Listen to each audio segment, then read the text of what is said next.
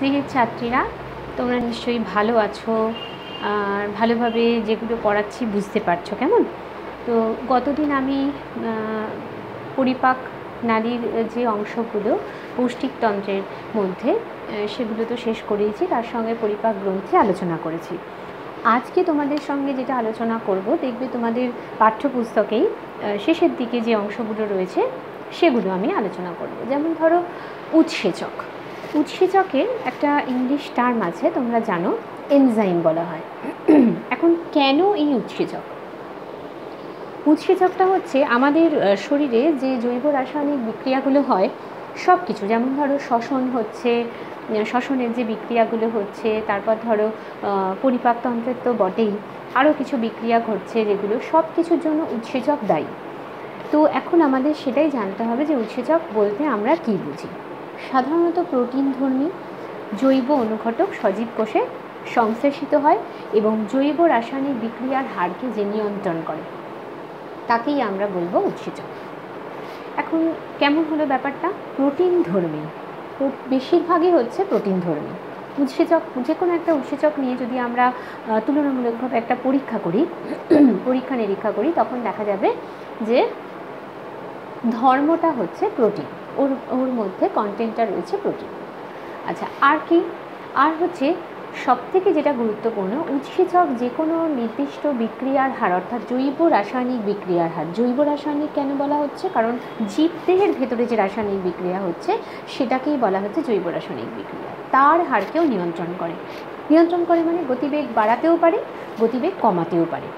তোমরা কখনো ফিজিক্যাল সায়েন্সের যে কেমিস্ট্রি পোর্শনটা আছে, অর্থাৎ রসায়নের যে দিকটা আছে, সেখানে গিয়ে এই ধরনের কিছু কথা তোমরা পাবে।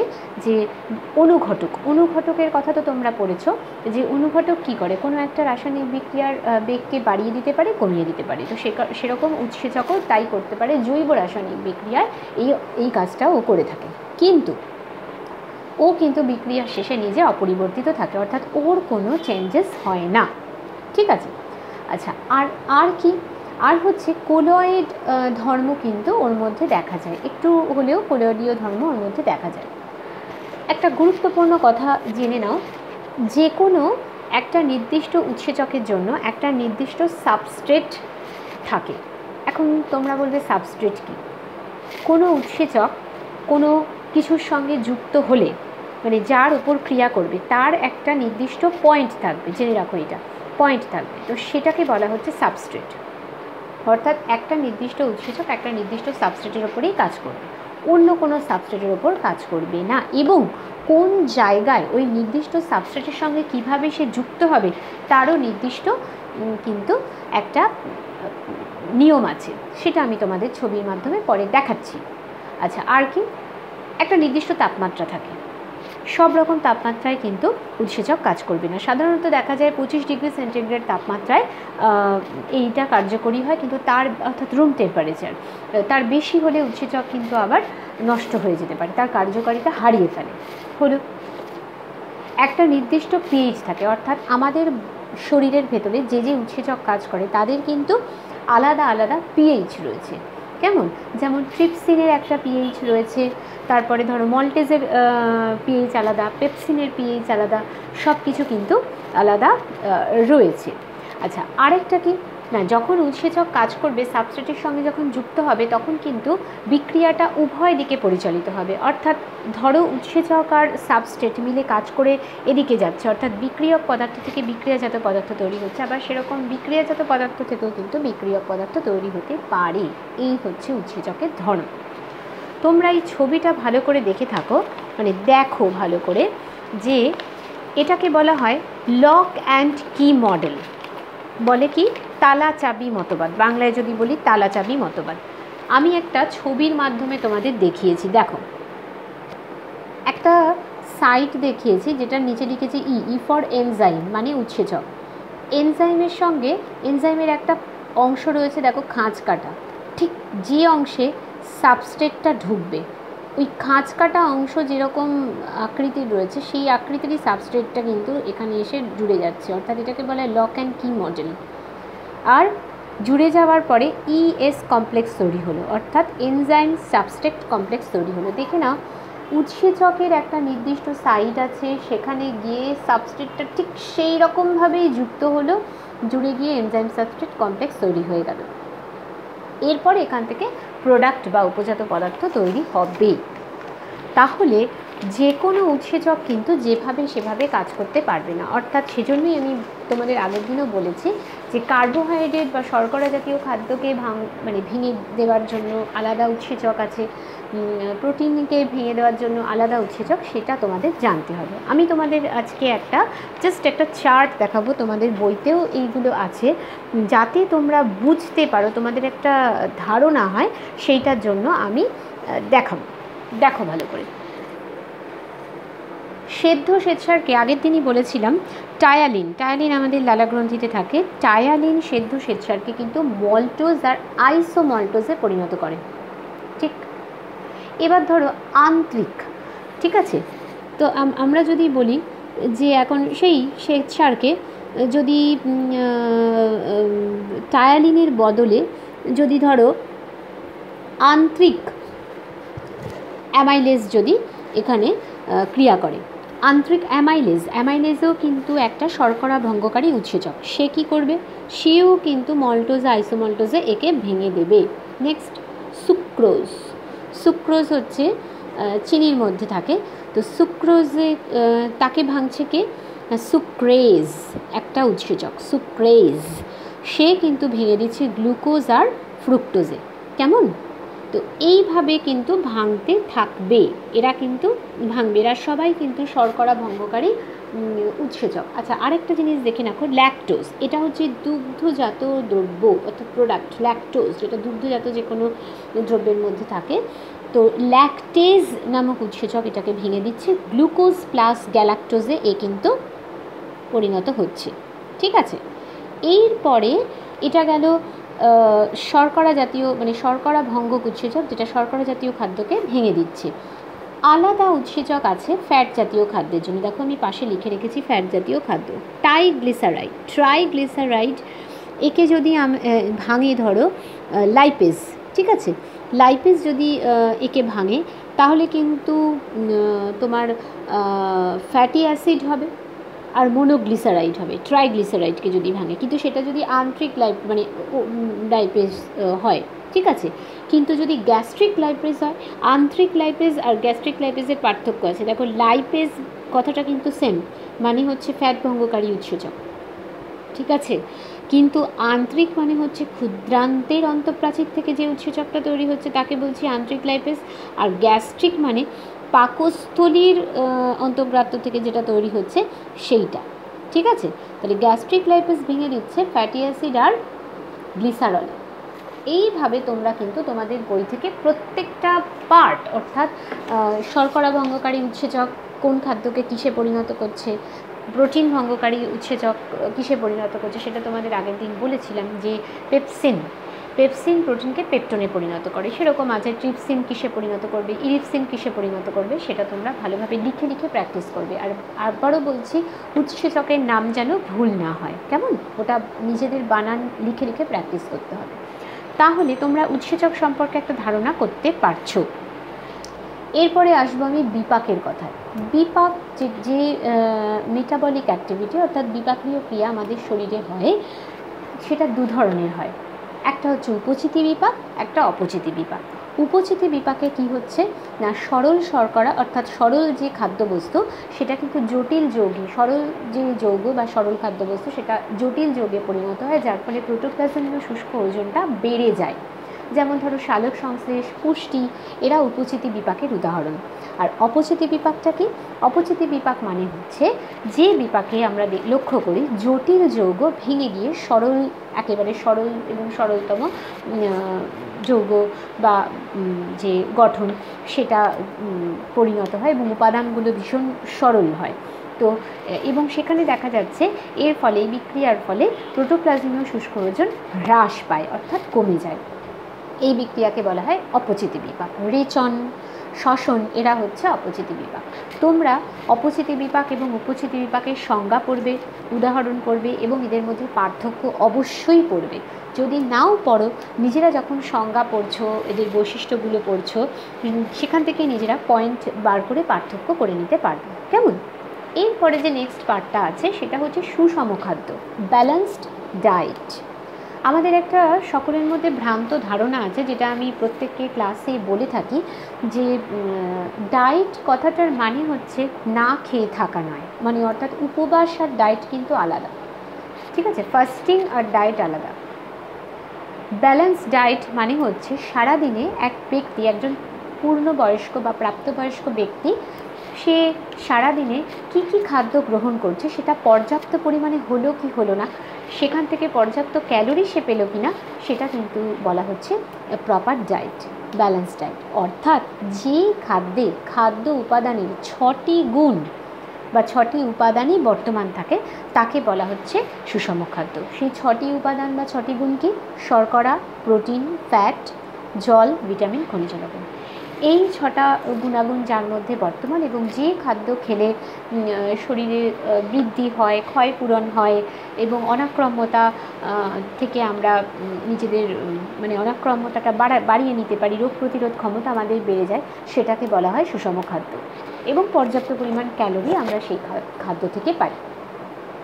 অনেক আগে দুধকে সুষম খাদ্য বলা হতো, কারণ সবাই ভাবতো 1 গ্লাস দুধ খেয়ে নিলেই বোধহয় সারাদিনে আমার সব ব্যালেন্স ডায়েট কমপ্লিট হয়ে গেল। না, এখন কিন্তু সেটা বলা যাবে না, কারণ শুধুমাত্র দুধের মধ্যে খাদ্য উপাদানের 6টা গুণাগুণ বর্তমান থাকছে না। ফলে সেজন্য এখন শুধুমাত্র দুধকে সুষম খাদ্য বলতে পারছি না, এবং ক্যালোরিটাও মেনটেন হচ্ছে না। এবারে কাকে আমরা বলবো, মানে সারাদিনে আমরা কিভাবে ব্যালেন্স ডায়েটটা তাহলে মেনটেন করব? একজন ব্যক্তি কিছুই না, সারাদিনে পর্যাপ্ত পরিমাণ ভাত খেতে পারেন, সেখান থেকে তার শর্করা এটা তার শরীরে যাবে। ডাল, মাছ, মাংস বা ডিমের মধ্যে যে কোনো একটা কিছু নিতে পারেন, তাহলে প্রোটিনটা যাবে। ফ্যাট জাতীয় খাদ্য, সেটা ডিম থেকে মানে পাওয়া যায়, ঘি, মাখন ইত্যাদি খাবার থেকে পাওয়া যায়, বা তেলটা যাচ্ছে, ঠিক আছে? জল তো আমরা খাদ্য হিসেবে গ্রহণই করছি, মানে পানীয় হিসাবে গ্রহণ করছি। খাদ্য যখন রান্না করা হচ্ছে তখনই কিন্তু সেটা জল তার মধ্যে যাচ্ছে, জলীয় অংশটা। এবং ভিটামিন, যেমন ধরো কিছু শাকসবজি, হ্যাঁ, মাছ, এইগুলো থেকে পাওয়া যাচ্ছে ভিটামিন। খনিজ লবণ, কিছু শাকসবজি, ফল ইত্যাদি থেকে পাওয়া যাচ্ছে। তাহলে এইগুলো যদি পর্যাপ্ত পরিমাণে সারাদিন কোনো ব্যক্তি অল্প অল্প করে খাদ্যের মাধ্যমে গ্রহণ করে থাকে, অর্থাৎ শুধু কেউ যদি ভাবে আমি শুধু ভাত আর ডালই খাবো, তাহলে তো তার পর্যাপ্ত পরিমাণ ক্যালোরিও গেল না, আর 6টা উপাদানও গেল না। জল সারাদিনে সে খাচ্ছে, ভিটামিন, খনিজ লবণ সে কোথা থেকে পাবে? যে কারণে দেখা যায় এই 6টা খাদ্য উপাদানের মধ্যে তোমরাও নিজেরা খেয়াল করে দেখবে যে ভিটামিন বা খনিজ লবণের অভাব হলে আমাদের শরীরে সাধারণ কিছু ঘটনা ঘটে। হাতে পায়ের মাসেলে, এইখানে পায়ের যে হাঁটুর নিচে পেছন দিকে মাসেলে ক্র্যাম্প করে যায়, খনিজ লবণের অভাব। তারপর ধরো অধিক চুল উঠতে শুরু করে, খনিজ লবণের অভাব। নখের কাছে সাদা সাদা দাগ হতে শুরু করে, নখটা ভঙ্গুর হয়ে যায়, অনেকের নখ ভঙ্গুর হয়ে যায়, নখ না কাটলেও মনে হয় যেন নখটাকে বারবার নখ ভেঙে যাচ্ছে, এটা কিন্তু খনিজ লবণের অভাব। তো এগুলো জিভে, মুখের ভেতরে ঘা হতে শুরু করে, ভিটামিনের অভাব। তো এগুলো থেকে রক্ষা পাওয়ার জন্য কিন্তু আমাদের এই প্রপার ডায়েট অর্থাৎ সুষম খাদ্য খেতে হবে। এইটাকেই বলা হয় সুষম খাদ্য। তোমাদের বইতে কিন্তু সুষম খাদ্যে একটা ছোট্ট চার্ট করা আছে, শুধু জাস্ট দেখে নেবে যে কীরকম মানে খাবারটা খাওয়া যায়। শুধু এটাই মাথায় রাখবে যে 6টা মানে 6 রকম যে উপাদান, সেই 6টি উপাদানই যেন শরীরের মধ্যে যায়। অতিরিক্ত ক্যালোরিও যেমন শরীরের পক্ষে ভালো নয়, তেমনি কম ক্যালোরিও ভালো নয়। আবার যে ক্যালোরিটা আমি গেইন করছি, অর্থাৎ সারাদিন ধরে আমি 6 রকমের উপাদান খাদ্য হিসেবে গ্রহণ করলাম, কিন্তু সেই ক্যালোরিটাকে আমি খরচ করলাম না, তাহলে তো আমার শরীরে সেই ক্যালোরিটা অতিরিক্ত হয়ে গেল এবং সেটাই আমার শরীরের ক্ষতি করবে, ঠিক আছে? অর্থাৎ আমার শরীরের প্রয়োজন অনুযায়ী আমাকে সেই খাদ্য উপাদান গ্রহণ করতে হবে। অধিক উপাদানও গ্রহণ করব না, কম উপাদানও গ্রহণ করব না, হলো? এরপরে আমি যেটা বলবো সেটা হচ্ছে basal metabolic rate. Basal metabolic rate হচ্ছে এটা হচ্ছে কি না, ধরো একজন, যদি সংজ্ঞা বলি যে একজন পূর্ণবয়স্ক ব্যক্তি তার খাদ্য গ্রহণের 12 থেকে 18 ঘন্টা পরে সম্পূর্ণ শারীরিক এবং মানসিক বিশ্রামরত অবস্থায় তার দেহ থেকে ন্যূনতম প্রতি ঘন্টায় যে ক্যালোরি বা তাপশক্তি নির্গত হবে সেটা হচ্ছে বেসাল মেটাবলিক রেট। এখন মৌল বিপাকীয় হাড় বলা হয় এটাকে। আমাদের শরীরের প্রত্যেকের বিপাক ক্রিয়ার ফলে মৌল বিপাকীয় হাড়টা জানা যায়। বডি ওয়েট অনুযায়ী, হাইট অনুযায়ী বিএমআর কিন্তু এক একজনের এক এক রকম হয়, সেটা নিজেদেরকে জেনে রাখতে হবে। আর তোমরা পড়বে যে একজন প্রাপ্তবয়স্ক ব্যক্তির বেসাল মেটাবলিক রেট কত হতে পারে, এই ধরনের প্রশ্ন তোমাদের কিন্তু আসে। এরপর দেখবে তোমাদের বইতে কিছু বিপাকজাত গোলযোগ হলে যে কী ধরনের অসুখ হয় সেগুলো বলে দেওয়া আছে। যেমন ধরো হাইপোথাইরয়েডিজম রোগ, অসুখের কথা বলছি। হাইপোথাইরয়েডিজম মানে থাইরয়েড গ্ল্যান্ড আমাদের এখানে থাকে, থাইরয়েড গ্ল্যান্ড থেকে তো থাইরক্সিন হরমোন ক্ষরণ হয়। তো থাইরয়েড গ্রন্থি থেকে যদি মানে যে হরমোন, তো ওই হরমোনের যদি কম ক্ষরণ হয় তাহলে দেখা যায় এই হাইপোথাইরয়েডিজম হয়। তখন হৃদস্পন্দনের সমস্যা হতে পারে, মৌল বিপাকীয় যে হাড় সেটা ব্যাহত হয় এবং তাপমাত্রা, শরীরের তাপমাত্রা প্রবলেম হতে পারে। আর হাইপার থাইরয়েডিজম মানে হচ্ছে যে অতিরিক্ত যদি থাইরয়েড গ্রন্থির থেকে যদি অধিক ক্ষরণ হয় তখন তাকে বলা হয় হাইপার থাইরয়েডিজম। সেক্ষেত্রে দেখা যাচ্ছে তার অনেক সমস্যা হয়। তো অনেক কিছু মানে ধরো বিএমআর রেটটাকে বাড়িয়ে দেয়, ঠিক আছে, হৃদস্পন্দনে তো সমস্যা হবেই এবং শারীরিক গোলযোগ সৃষ্টি হবে, তখন সেখানে তার ট্রিটমেন্টের দরকার। তো এগুলো যেহেতু হরমোনাল প্রবলেম, অর্থাৎ বিশেষ একটা হরমোন, আমি বললাম থাইরয়েড গ্রন্থি থেকে নিঃসৃত হরমোনের ব্যাপার, তো সেহেতু এখানে ডাক্তারের চিকিৎসার মানে দরকার আছে, পরামর্শের দরকার আছে। এরপর যেটা বলবো সেটা ধরো প্রোটিনের অভাবে তো তোমরা জানো কী রোগ হয়, ম্যারাসমাস কোয়াশিয়রকর হয়। ধরো শিশুদের ক্ষেত্রে কী হলো, শিশুদের ক্ষেত্রে যদি এই ধরনের রোগ হয় তখন দেখা যায় যে ম্যারাসমাসের ক্ষেত্রে যেটা বেশি দেখা যায় যে 6 মাস বয়স থেকে 1.5 বছর বয়সের শিশুদের মধ্যে অপুষ্টিজনিত রোগ আসে, তাদের বুকের হাড় পাঁজর গোনা যায়, হাত শিথিল হয়ে পড়ে, মানসিক তাদের বৃদ্ধি হয় না, কেমন চুল মানে সরু হয়ে যায়, হাত পা সরু হয়ে যায়। তো এর একমাত্র ওষুধ হচ্ছে প্রোটিন জাতীয় খাদ্য দিতে হবে এবং উপযুক্ত ক্যালোরি যদি তাদের দেওয়া যায় আস্তে আস্তে তাদের এই সমস্যার সমাধান হতে পারে। আচ্ছা, এরপর আরেকটা রোগ হয় সেটা হচ্ছে ওবেসিটি, স্থূলতা। ওবেসিটি কিন্তু রোগটা আমাদের নিজেদের অজান্তেই আমরা তৈরি করে ফেলি, এটাও কিন্তু বিপাকজাত একটা গোলযোগ ঘটিত সমস্যা। ওবেসিটি ধরো কেউ যে সারাদিনে খাদ্য গ্রহণ করছে, একটু আগে যেটা বলছিলাম, আলোচনা করছিলাম, ক্যালোরি ওয়াইজ সে করছে না, অর্থাৎ প্রচুর ক্যালোরি সে গেইন করে ফেলেছে, কিন্তু তার আরও কম মানে ক্যালোরিটা বার্ন করা দরকার। অর্থাৎ দেখা যাচ্ছে এই ক্যালোরিটা সে মেনটেন করতে পারছে না, অর্থাৎ যতটা ক্যালোরি তার খরচ করার কথা সে করছে না, উপরন্তু খাদ্য গ্রহণ করে যাচ্ছে এবং সেটার ফলে আরও ক্যালোরি তার শরীরে জমে যাচ্ছে এবং আস্তে আস্তে তার ওজন বৃদ্ধি হচ্ছে।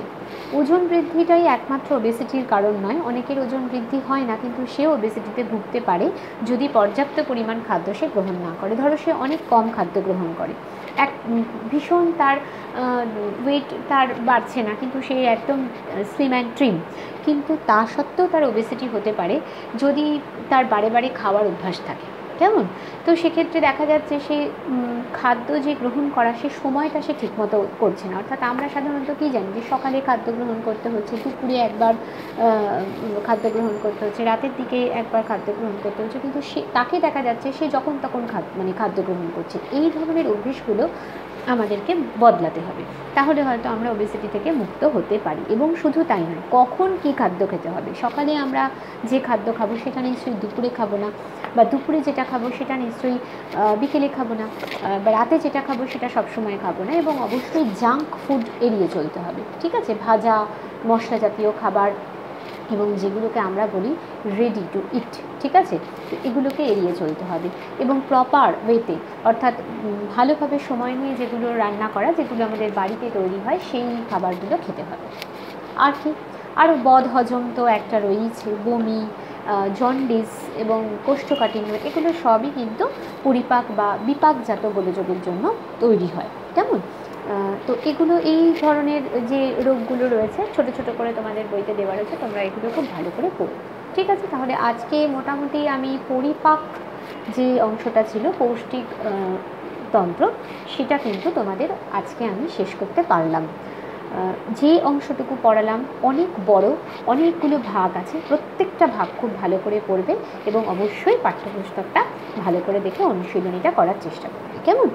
ভালো থেকো প্রত্যেকে, আজকে এটুকুই থাক।